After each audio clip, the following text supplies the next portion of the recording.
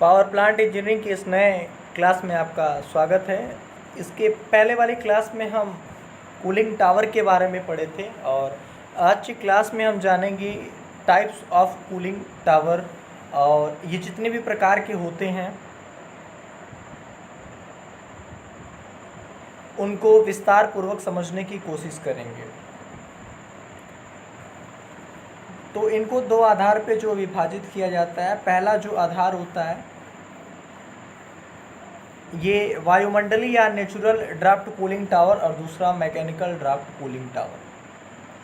अनुप्रस्थ प्रवाह टावरों में गर्म जल और एयर प्रवाह की दिशा एक दूसरे के लिए लंबवत होती है। थर्मल पावर प्लांटों में इस प्रकार के कूलिंग टावर का उपयोग नगण्य है क्योंकि इसमें जल को अधिक ऊंचाई तक पंप करना होता है जिसकी कॉस्ट अधिक होती है। नेचुरल ड्राफ्ट कूलिंग टावरों में एयर एक छोर से प्रवेश करती है और ऊपर से निकास होता है, जैसा कि आपको फिगर में दिखाया गया है। नेचुरल ड्राफ्ट कूलिंग टावर को देखते हैं और उसके पहले अनुप्रस्थ प्रवाह कूलिंग टावर को देखते हैं। जो आप लेफ्ट हैंड साइड से फिगर को समझने की शुरुआत करेंगे, जो गर्म जल है उसको वहाँ से प्रवेश करवाया जाता है, फिर वो ल्यूयर्स के माध्यम से होता हुआ शीतल जल जो है वो आपका बाहर की तरफ नीचे से निकलता हुआ दिखाई दे रहा है। और ये जो फिगर है ये अनुप्रस्थ प्रवाह कूलिंग टावर का है। इसके बाद का जो फिगर है ये प्राकृतिक प्रवाह कूलिंग टावर का है, जिसमें से एक साइड से यानी कि लेफ्ट साइड से एयर को इन करवाया जा रहा है और उसके बाद फिर बीच में आपका गर्म जल जो है प्रवेश करता है जब, तो एक स्प्रे नोजल लगा होता है और ऊपर में एक जल एलिमिनेटर लगा होता है और नीचे में जो है शीतल जल का निकास कर दिया जाता है। और चिमनी के रास्ते से जो हॉट एयर होती है, यानी कि जब एयर के द्वारा जो वायु आप उसमें प्रवेश करवा रहे हैं, या नेचुरल एयर जिसको बोला जा सकता है या बोला जाता है, और नेचुरल एयर ही इसमें यूज में भी लाया जाता है। तो वो एयर जब इस वाटर को ठंडा कर देगी, फिर उस एयर का जो निकास होगा वो चिमनी के रास्ते ऊपर की तरफ हो जाएगा और नीचे में आपकी जो कूलेंट वाटर होगी, यानी कि जो ठंडा जल होगा, वो नीचे की तरफ आ जाएगा और वहाँ से आप पाइप के थ्रू या पंप के थ्रू आप वहाँ से उसका निकास कर देंगे। आधुनिक थर्मल प्लांट में हाइपरबोलिक टावरों की प्रमुखता का उपयोग किया जाता है। यह आकार में चिमनी की तरह है जिसे स्टैक कहा जाता है। स्टैक के अनुप्रस्थ काट सर्कुलर होते हैं और यह हाइपरबोलिक प्रोफाइल के होते हैं।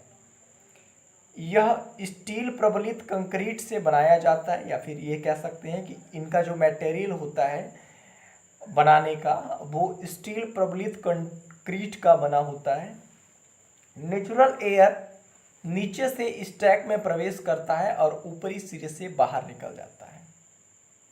इसके पहले जो फिगर आप लोग देखे हैं या जो चित्र के माध्यम से मैंने समझाया है, हाइपरबोलिक टावर भी कुछ उसी तरह का है। वायु का प्रवेश करवाया जा रहा है, यानी एयर को इन करवाया जा रहा है, जो कि एयर हीटेड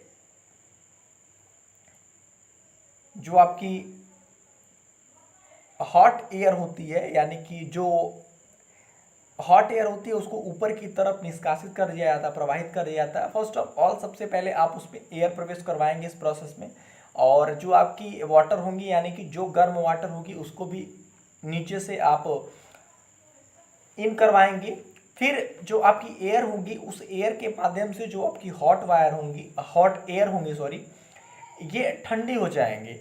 और जब वाटर ठंडा हो जाएगा तो जाहिर सी बात है वाटर के अंदर जो गर्मी रहेगी वो एयर में आ जाएगी और एयर जो है वो गर्म हो जाएगा और उसे ऊपर के रास्ते आउट करवा दिया जाएगा, बाहर करवा दिया जाएगा। और बाकी आपका जो पानी ठंडा हो जाएगा, उस ठंडे पानी को एक साइड से, यानी कि आप देख पा रहे होंगे राइट हैंड साइड में शीतल जल का, यानी कि जो आपका कोल्ड वाटर है, उसका निकास दर्शाया गया है।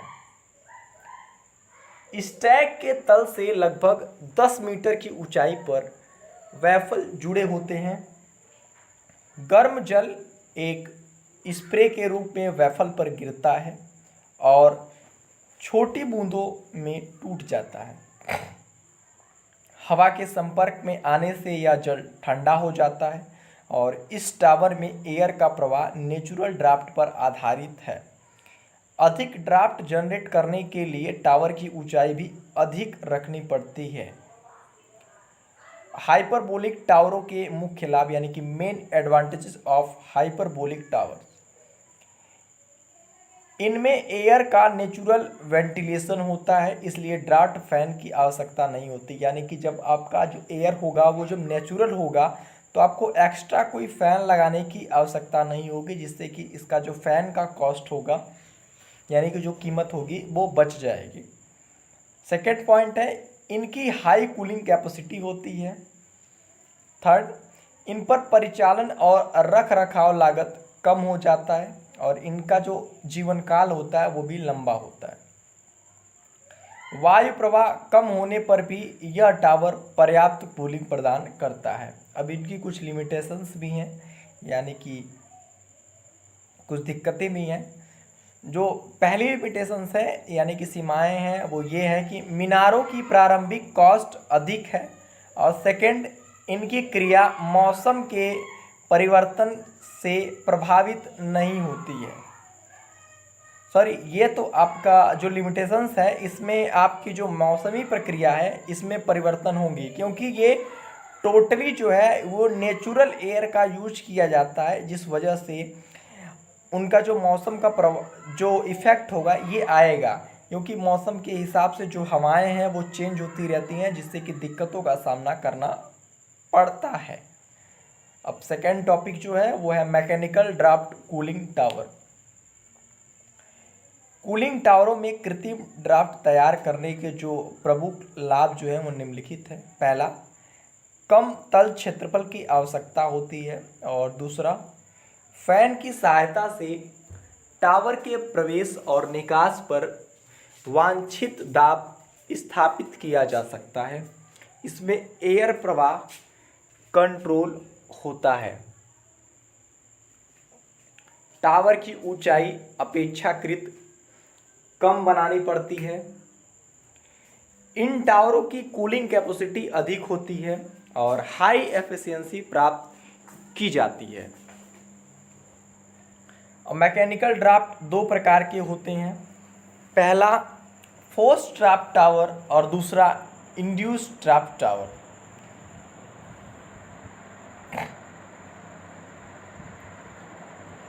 फोर्स्ड ड्राफ्ट टावरों में एयर का प्रवेश टावर के तल से एक फोर्स्ड ड्राफ्ट फैन की मदद से होता है। टावर के ऊपरी सिरे से एयर जल को ठंडा करती है और बाहर निकल जाती है। लेफ्ट हैंड साइड से हॉट एयर को इन करवाया जा रहा है, यानी कि वहाँ से जो हॉट आपकी जल होंगी, सॉरी मैं एयर बोल दिया, आपकी जो एयर होंगी वो राइट हैंड साइड से प्रवेश करेंगी और जो आपकी जल होगी, यानी कि जो आपका गर्म जल होगा, उसको आप लेफ्ट हैंड साइड से उसमें प्रवेश करवाएंगे। फिर एयर के माध्यम से जो हॉट वाटर है वो ठंडा हो जाएगा और जो एयर होंगी वो थोड़ी सी हीटेड हो जाएंगी और उन एयर का निष्कासन ऊपरी सिरे के द्वारा कर दिया जाएगा और अंततः आपका जो जल है वो ठंडा हो जाएगा और नीचे की तरफ आएगा और वहाँ से आप उसको पंप या फिर पाइप के माध्यम से आप निकाल सकते हैं। इंड्यूस्ड ड्राफ्ट टावरों में एयर का प्रवेश जल प्रवाह के सापेक्ष विपरीत दिशा में या क्रॉस दिशा में होता है। इन टावरों में फैन को टावर के ऊपरी सिरों पर लगाया जाता है और टावर के नीचे से एयर को अंदर खींचते हैं।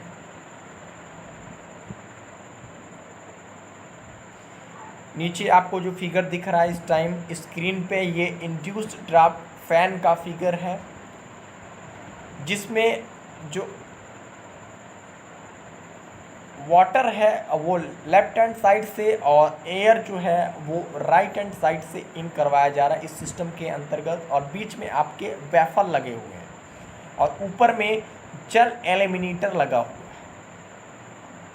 और जल जो प्रवेश करता है, ये आप देख रहे होंगे कुछ ऊपर में एक परत लगी हुई है, प्लेट टाइप की लगी हुई है, जिसको पाइप आप बोलते हैं। वो प्लेट नहीं है, वो पाइप है, वहाँ से वाटर को इन करवाया जा रहा है।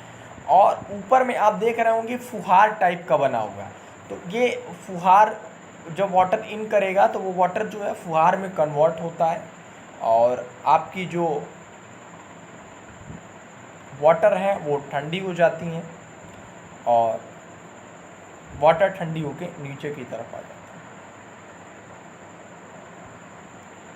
स्टीम पावर प्लांट के लिए स्टीम सुपर हीटर, इकोनोमाइजर और एयर प्रीहीटर का सिलेक्शन, ये ड्राफ्ट वगैरह से ये जो है अलग टॉपिक है। यानी कि जो आप बॉयलर वगैरह में एसेसरीज़ का इस्तेमाल करते हैं तो आप उनका सिलेक्शन अच्छे तरीके से कैसे कर पाएंगे, इनके बारे में अब बताया जाएगा।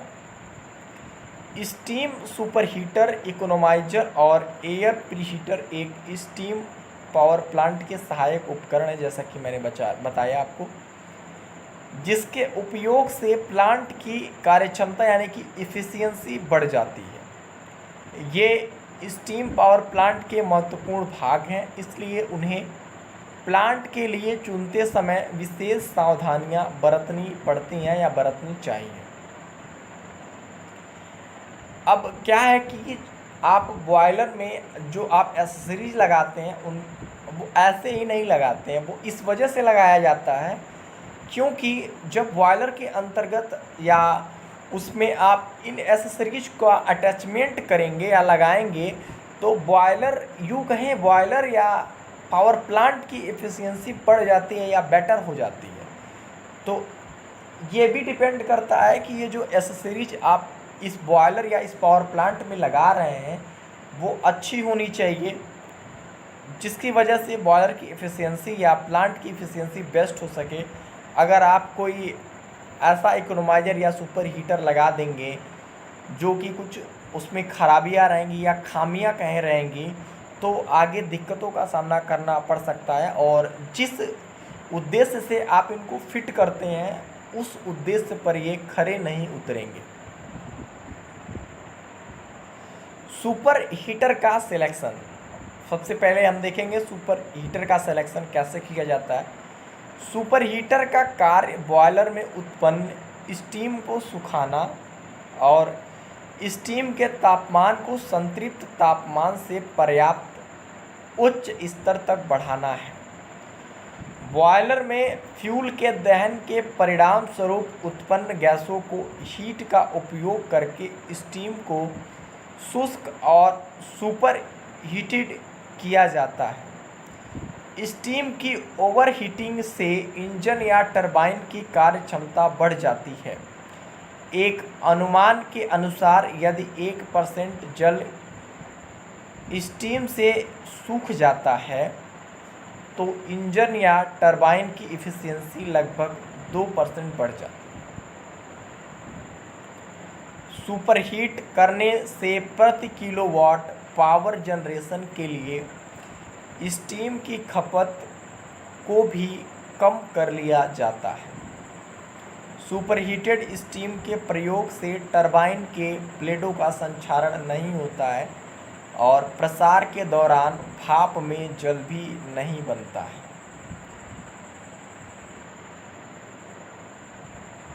सुपर हीटर की संरचना में ट्यूबों के एक से अधिक सर्किट होते हैं और ये सर्किट एक दूसरे के समांतर होते हैं। इनमें एक या एक से अधिक मोड़ भी होते हैं जो हेडर्स के बीच जुड़े होते हैं। हेडर्स के माध्यम से बॉयलर की स्टीम ओवरहीटिंग ट्यूबों में प्रवेश करती है और ट्यूबों के द्वारा ग्रहण की गई फ्लू गैसों की ऊष्मा से गर्म होकर सुपर हीटेड अवस्था में ट्यूबों से बाहर निकलती है। अब सुपर हीटेड की दो विधियां से की जाती है। पहला पारंपरिक या संवहन सुपर हीटिंग और दूसरा रेडिएंट हीट सुपर हीटिंग। पारंपरिक विधि में फ्लू गैसों से हीट का हस्तांतरण संवहन की विधि द्वारा किया जाता है, जबकि रेडिएशन सुपरहीटिंग में डायरेक्ट रेडिएशन द्वारा हीट का स्थानांतरण होता है। इसमें सुपरहीटर की ट्यूबों में स्टीम प्रवाहित होती है और ट्यूब के चारों ओर फ्लू गैसें प्रवाहित होती हैं।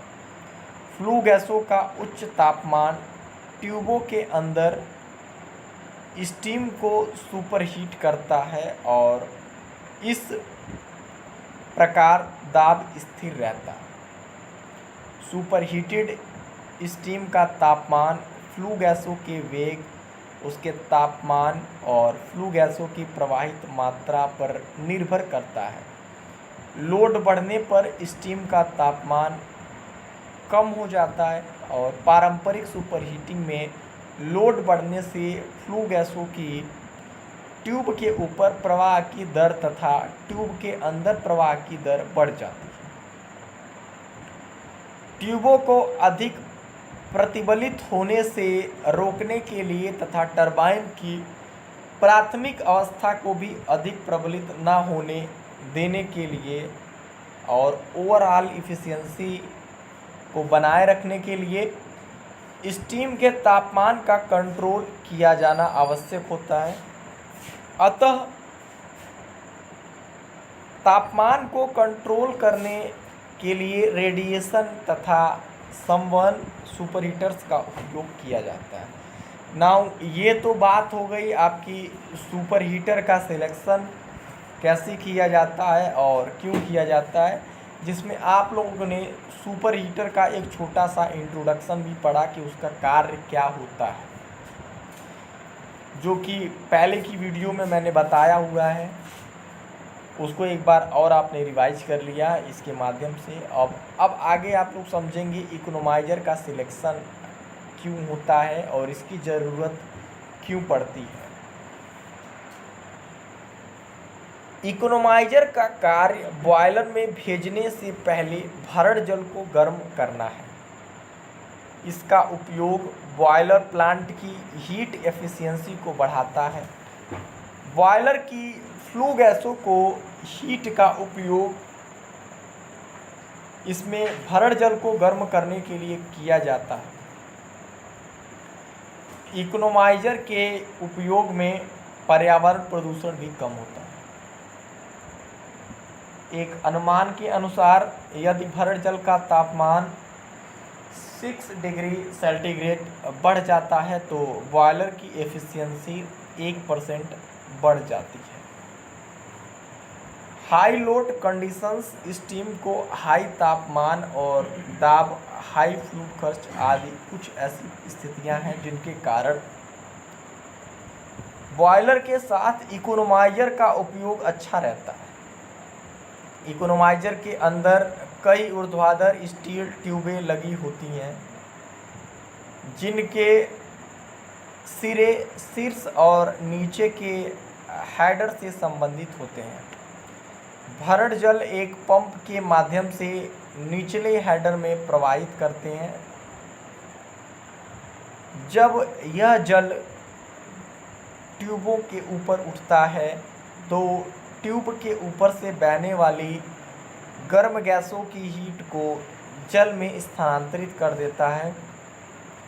ट्यूबों पर फ्लू गैसों का प्रवाह उनकी लंबाई लंब दिशा में होता है और संवहन प्रक्रिया के माध्यम से हीट को स्थानांतरित किया जाता है। इकोनोमाइज़र में स्वचालित कालिक ब्लोअर द्वारा ट्यूबों पर जमा धूल और कालिक निकाली जाती है। अब आप ये जो एक नया वर्ड है कालिक ब्लोअर, मैं कल की क्लास में मैंने इसको बताया है कि ये कैसे यूज किया जाता है और क्यों यूज किया जाता है। एक बार ये वर्ड फिर से आ गया जिसकी वजह से मैं इसको बताना ज़रूरी समझा। और अगर आप इसको समझना चाहते हैं तो प्रीवियस वीडियो में या कल की वीडियो में मैंने इसको बताया हुआ है, आप वहाँ से इसको अच्छी तरह से समझ सकते हैं। इकोनोमाइजर में भेजे जाने वाले भरड़ जल का तापमान 80 डिग्री सेंटीग्रेड से ऊपर रखा जाता है ताकि फ्लू गैसों की कूलिंग उनके औशांक बिंदु तक ना हो सके, अन्यथा ट्यूब पर जल जमा होने से उनका संक्षारण हो सकता है। एक इकोनोमाइजर का चयन करते समय निम्नलिखित बिंदुओं पर विचार करना आवश्यक होता है, जो कि पॉइंट जो है निम्नलिखित है। पहला, फ्लू गैसों का प्रवाह इस तरह से होना चाहिए कि ट्यूबों की संपूर्ण सतह पर फ्लू गैसों का संपर्क हो। नाउ सेकंड पॉइंट, ट्यूबों को इस योग्य होना चाहिए कि उनके प्रसार और संकुचन का इकोनोमाइजर की जोड़ी पर कोई प्रभाव न पड़े। ट्यूबों पर धूल और कालिक का जमाव नहीं होना चाहिए ताकि फ्लू गैसों की हीट को जल में अधिकतम स्थानांतरित किया जा सके। और जो फोर्थ पॉइंट है वो ये कहता है कि यदि इकोनोमाइजर की ट्यूबों में स्टीम बन जाए तो इसे जल्द ही निकाल दिया जाना चाहिए ताकि जल हैमर उत्पन्न ना हो। गैसों के प्रवाह का क्षेत्रफल समान रहना चाहिए ताकि फ्लू गैसों का वेग भी समान रहे। इकोनोमाइजर का चयन करते समय यह सुनिश्चित किया जाना चाहिए कि हमें इकोनोमाइजर स्टीमिंग प्रकार का चाहिए या नॉन स्टीमिंग प्रकार का होना चाहिए। तो ये तो बात हो गई आपके इकोनोमाइजर के सिलेक्शन की।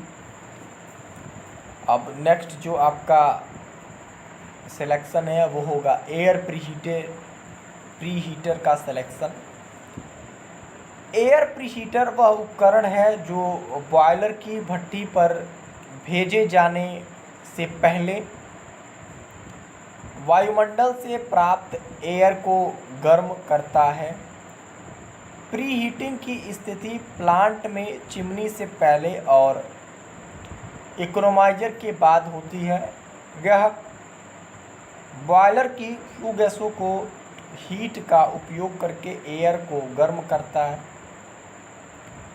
एयर प्रीहीटर के उपयोग से बॉयलर में फ्लेम के तापमान में वृद्धि होती है, जिससे भट्टी की ऊष्मा अंतरण दर बढ़ जाती है। इसका उपयोग बॉयलर से बाहर निकलने वाले दहन गैसों के तापमान को कम करता है और बॉयलर की एफिशिएंसी बढ़ाता है।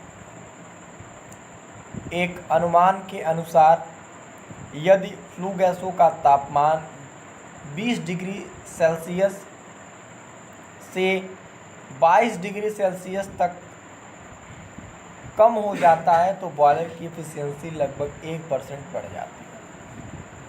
हम जानते हैं कि स्टीम पावर प्लांट की एफिशिएंसी बढ़ाने के लिए बॉयलर को भेजने से पहले भरड़ जल को गर्म किया जाता है, जिससे जल का तापमान बढ़ जाता है। इसलिए फ्लू गैसों की अधिक हीट को पुनः प्राप्त करना असंभव होता है। इस कारण से और दहन की अन्य आवश्यकताओं को पूरा करने के लिए एयर हीटर की स्थापना को आवश्यक माना जाता है। इसके अतिरिक्त एयर का तापमान स्टोकर्स का उपयोग करके बॉयलर में 120 डिग्री सेल्सियस से 150 डिग्री सेल्सियस तक रखा जाता है, जबकि पल्वराइज्ड कोयले पर आधारित बॉयलरों में एयर का तापमान लगभग 230 डिग्री सेल्सियस से 240 डिग्री सेल्सियस तक रहता है। अब एयर प्रीहीटर जो होता है, ये जब आप कोयले को बर्न कराते हैं या जलाते हैं तो उसमें जब आप एयर का फ्लो करवाते हैं, यानी कि जब आप कोयले को जलाएंगे तो उसमें एयर की आवश्यकता होगी, यूँ कहें कि वायु की आवश्यकता होगी।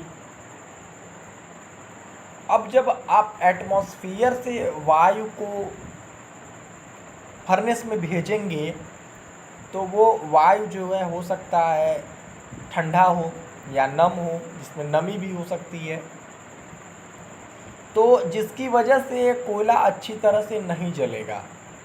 लेकिन अगर आप वहीं उस साधारण वायु की जगह अगर आप गर्म वायु भेजेंगे और फिर जब कोयले को जलाएंगे तो कोयला अच्छी तरह से जलेगा, जिसकी वजह से बॉयलर की एफिशिएंसी बढ़ जाएगी और कोयला पूरी तरह से जल पाएगा। तो कुल मिला के एयर प्रीहीटर को जो वायु है उसको गर्म करने के लिए इस्तेमाल किया जाता है, और गर्म करने के लिए जो सहायता प्रदान करता है वो पूरी तरह से फ्लू गैसें जो हैं वो सहायता प्रदान करती हैं इन वायु को गर्म करने के लिए।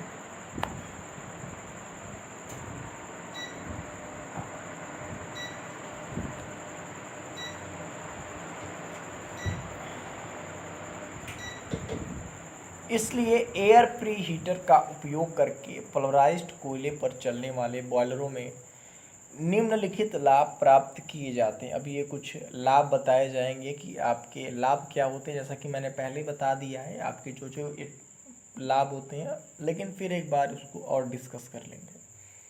पहला, जो आपका कम ग्रेड का कोयला भी होगा वो भी आसानी से जल जाएगा, क्योंकि आप उसमें हॉट एयर भेज रहे हैं। अगर उसमें थोड़ी बहुत नमी भी होगी तो भी कोई ख़ास दिक्कत का सामना नहीं करना पड़ेगा और वो कोयला आसानी से जल जाएगा। तो जब कोयला आसानी से जल जाएगा तो जाहिर सी बात है दहन जो है पूर्ण होगा और अच्छा होगा, जिससे कि फ्यूल की खपत भी कम होगी और जो आपका टेम्परेचर वहाँ पे क्रिएट होगा वो भी अत्यधिक होगा, जिसको आप 4th पॉइंट से डिनोट किया गया है, जिसमें लिखा गया है कि हाई थर्मल एफिशिएंसी। भट्ठी में हाई हीट ट्रांसफर दर प्राप्त की जाती है और प्रति एकांक क्षेत्रफल थर्मल सतह अधिक स्टीम उत्पन्न होती है।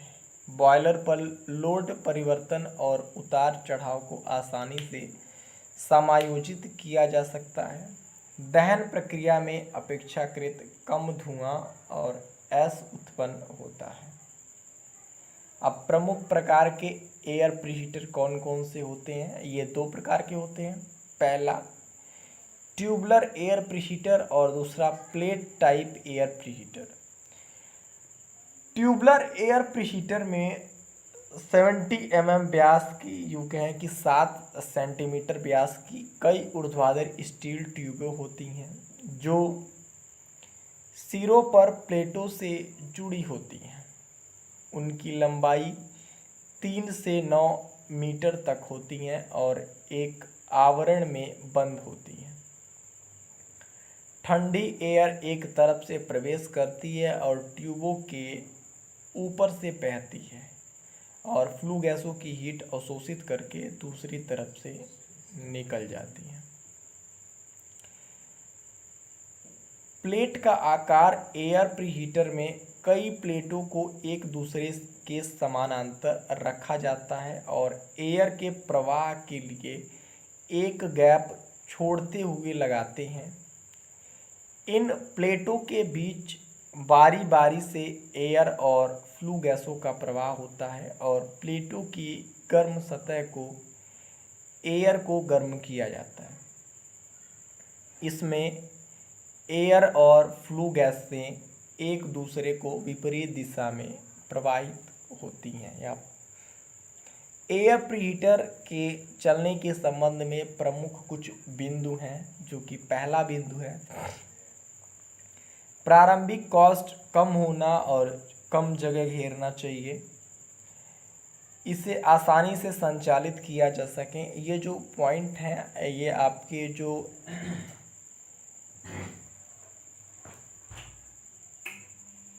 एयर प्रीहीटर हैं इसको चयन करते समय इन बातों का ध्यान रखा जाता है।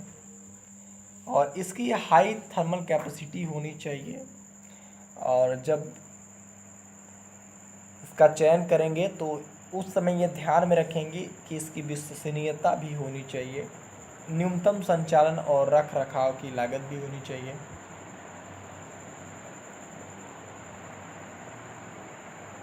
अगला जो नेक्स्ट टॉपिक है ये है भरण जल हीटर यानी कि फीड वाटर हीटर। भरण जल हीटर एक ऐसा उपकरण है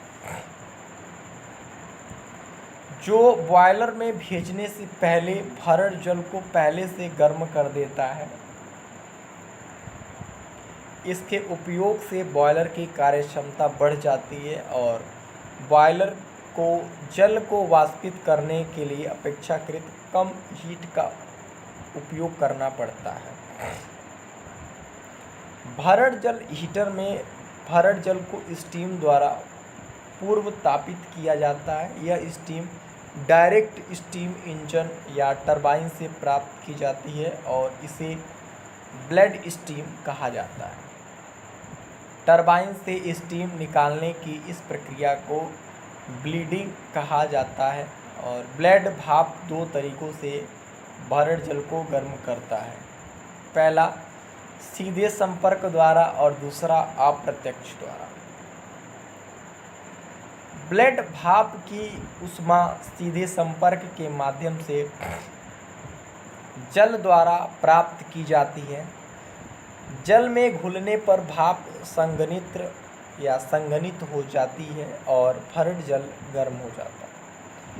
इंजन अप्रत्यक्ष संपर्क के माध्यम से अप्रत्यक्ष रूप से ब्लेड भाप की ऊष्मा प्राप्त की जाती है। इस प्रणाली में एक बंद प्रकार का भरण जल हीटर होता है जिसमें भरण जल ट्यूबों के अंदर बहता है और ट्यूबों में बाहर भाप प्रवाहित होती है।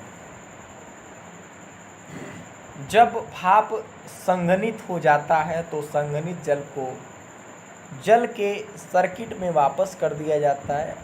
फीड जल सर्किट में दो प्रकार के भरण जल हीटर हैं, पहला उच्च दाब भरण जल हीटर और दूसरा निम्न दाब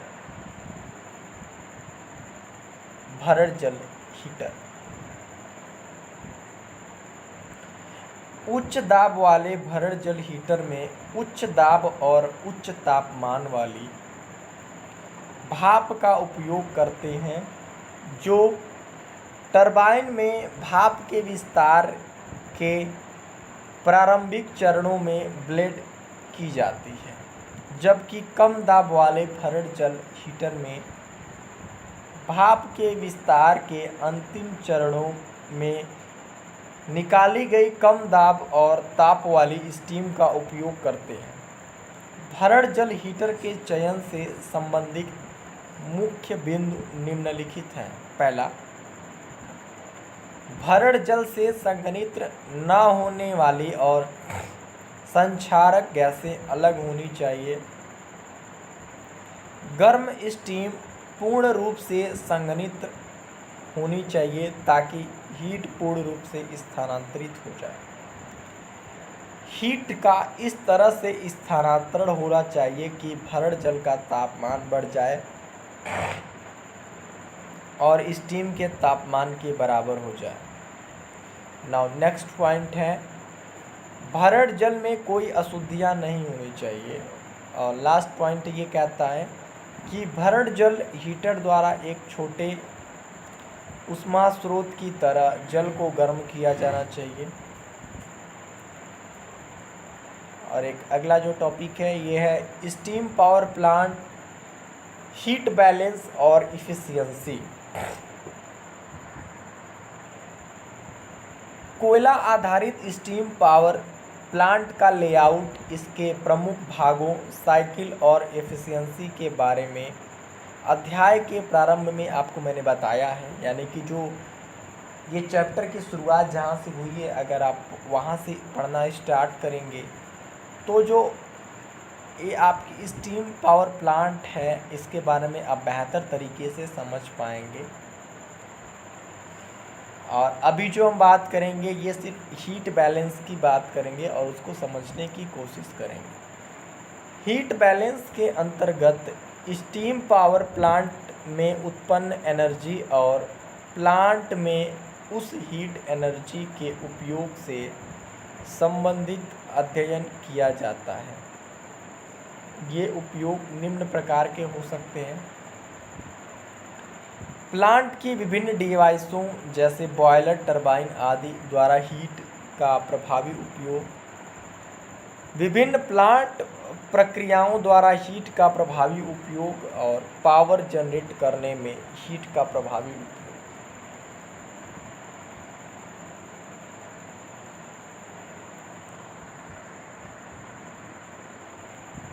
प्लांट में उत्पन्न ऊष्मा is equal to power generator या जनरेट करने में काम आई ऊष्मा प्लस प्लांट की डिवाइसों व प्रक्रियाओं में उपयोग में आई ऊष्मा और प्लस ऊष्मा हानि। यानी कि जब आप तीनों को एडअप करेंगे, पावर जनरेट में काम आई ऊष्मा और प्लांट की डिवाइसों व प्रक्रियाओं में उपयोग में आई ऊष्मा और ऊष्मा की हानियाँ को ऐड करेंगे, तो जो टोटली प्लांट में जो ऊष्मा उत्पन्न हुई होगी वो निकल के आ जाएगी। अब पढ़ेंगे हीट बैलेंस के जो टर्म्स हैं उनको। ये आपको एक फिगर दिया गया है जो कि स्टीम पावर प्लांट का एक साइकिल है, जो कि ये बता रहा है कि कौन कौन से प्रोसेसेस या किसका इस्तेमाल करके स्टीम पावर प्लांट को चलाया जाता है। नंबर 1 से शुरुआत करते हैं। बॉयलर है, उसके बाद उच्च दाब या उच्च ताप की जो भाप बनती है आपके बॉयलर में वो आगे की तरफ प्रवाहित होगी और टरबाइन में इन करेगी और टरबाइन में जो शाफ्ट होगा, ब्लेड होंगी, वो मूव करेंगी और आगे वो शाफ्ट जो है वो मैकेनिकल एनर्जी में मूव करेगा और वो फिर इलेक्ट्रिक जनरेटर के माध्यम से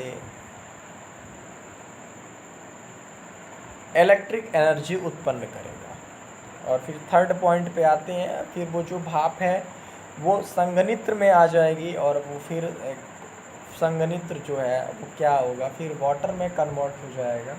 यानी कि भाप जो है फिर वाटर में कन्वर्ट हो जाएंगे और उसको पंप करके आगे की तरफ उच्च ताप और निम्न ताप का जल यानी कि high and low temperature water को आगे की तरफ मूव कर दिया जाएगा, जिससे कि ये जो साइकिल है ये कंप्लीट हो जाता है। और इसी साइकिल पे आपका जो थर्मल पावर प्लांट होता है या यूँ कहें कि स्टीम पावर प्लांट होता है ये वर्क करता है।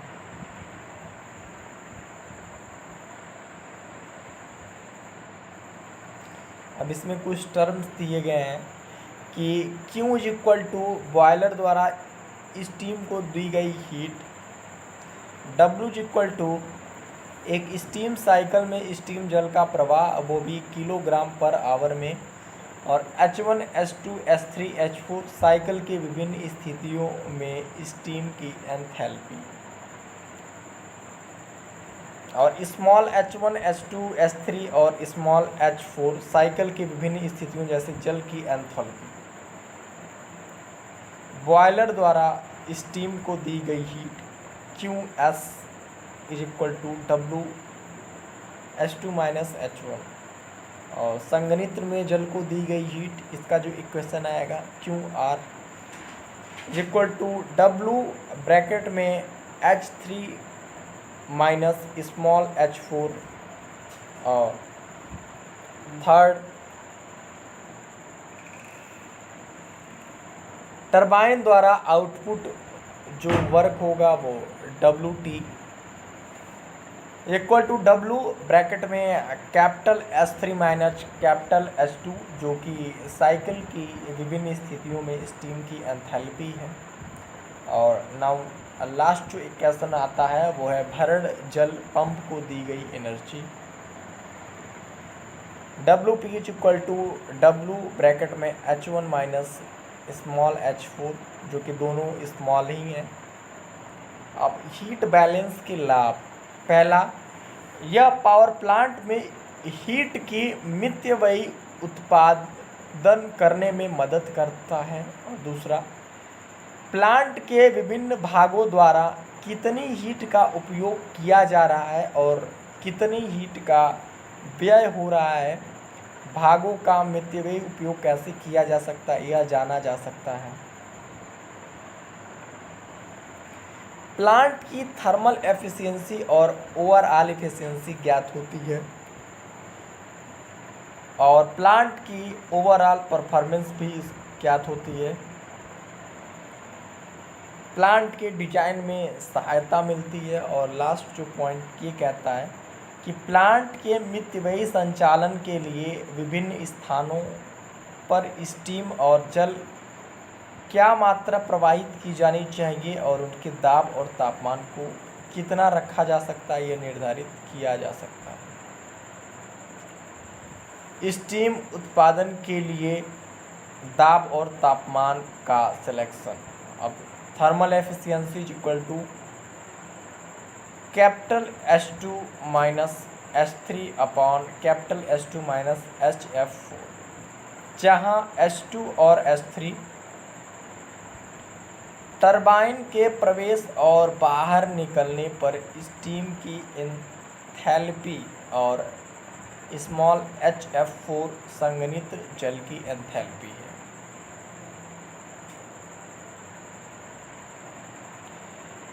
इस प्रकार हम देखते हैं या समझ पाते हैं कि एफिशिएंसी H2, H3 और HF4 के मानों पर निर्भर करती है। टरबाइन के इनलेट पर स्टीम की एंथैल्पी H2 का मान स्टीम के दाब P1 और तापमान T1 पर निर्भर करता है।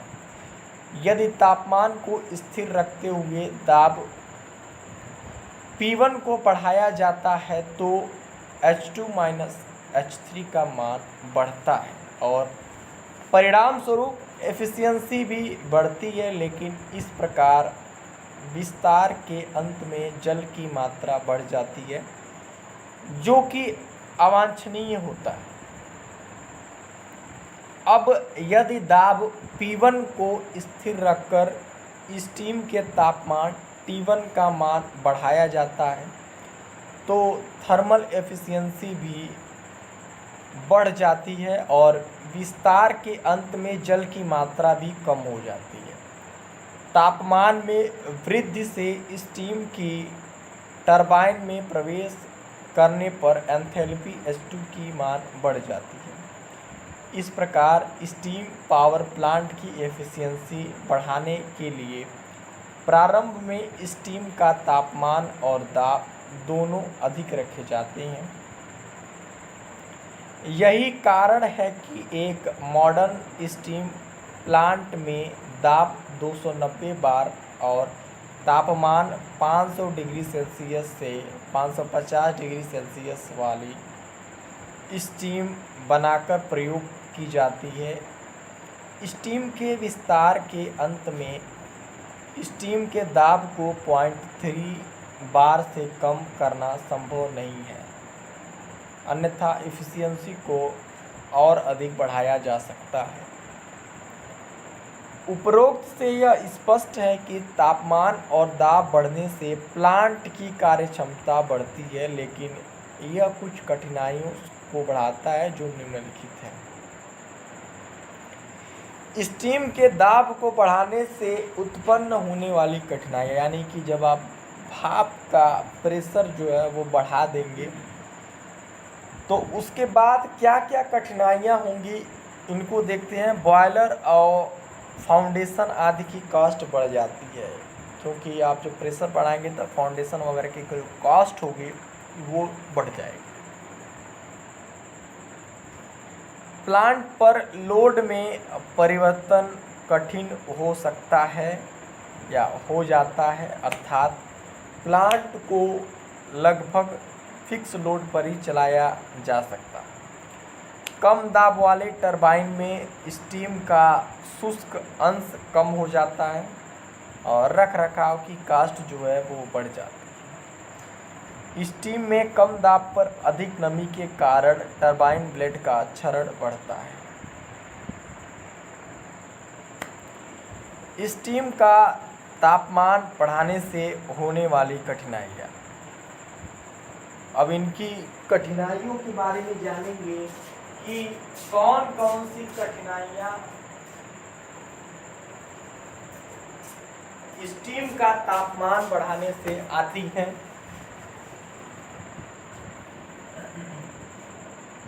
पहला है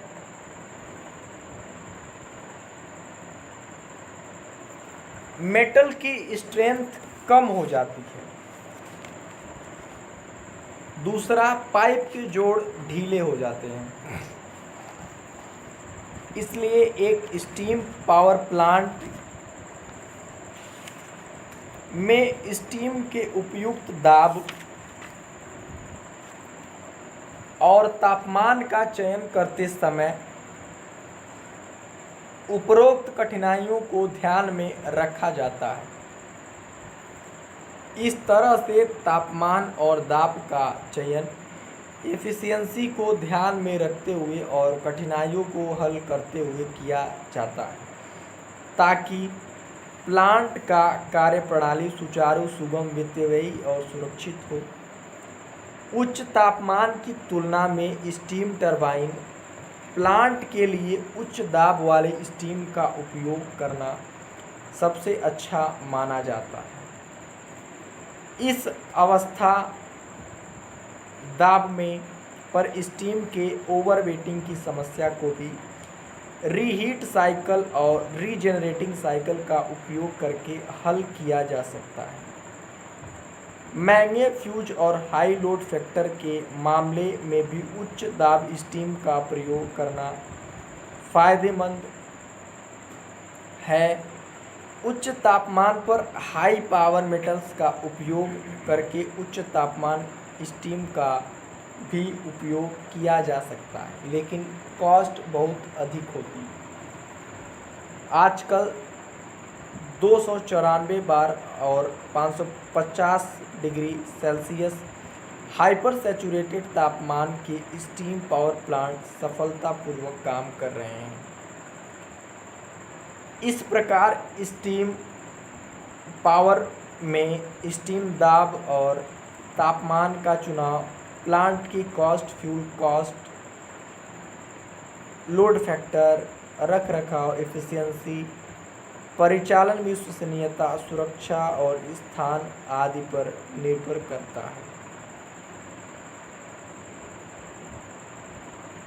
तो अब तक जो हम पढ़े हैं, ये जो हमारा था थर्मल पावर प्लांट था, यानी कि इसके पहले की भी जो भी क्लासेस हुई हैं उनमें थर्मल पावर प्लांट के बारे में बताया गया है। जो भी आपके 7, 8 या ये कहें कि जो पार्ट में मैंने कन्वर्ट किया है, ये तकरीबन 10 पार्ट होंगे, जो कि छोटे छोटे पार्ट में डिवाइडेड हैं। और छोटे छोटे पार्ट में इसलिए डिवाइडेड हैं क्योंकि अगर आप एक एक टॉपिक को पढ़ेंगे तो बेहतर तरीके से समझ में आएगा। अगर एक ही बार पूरी चीज़ों को अगर पढ़ा दिया जाता या समझा दिया जाता तो आपको उतना बेहतर तरीके से नहीं समझ में आता, जिसकी वजह से इन छोटे छोटे वीडियो का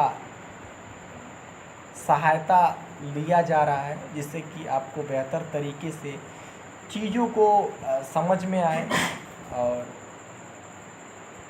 अब ये जो आपका थर्मल पावर प्लांट का ये जो चैप्टर था, सेकंड चैप्टर, ये लगभग ख़त्म हो चुका है।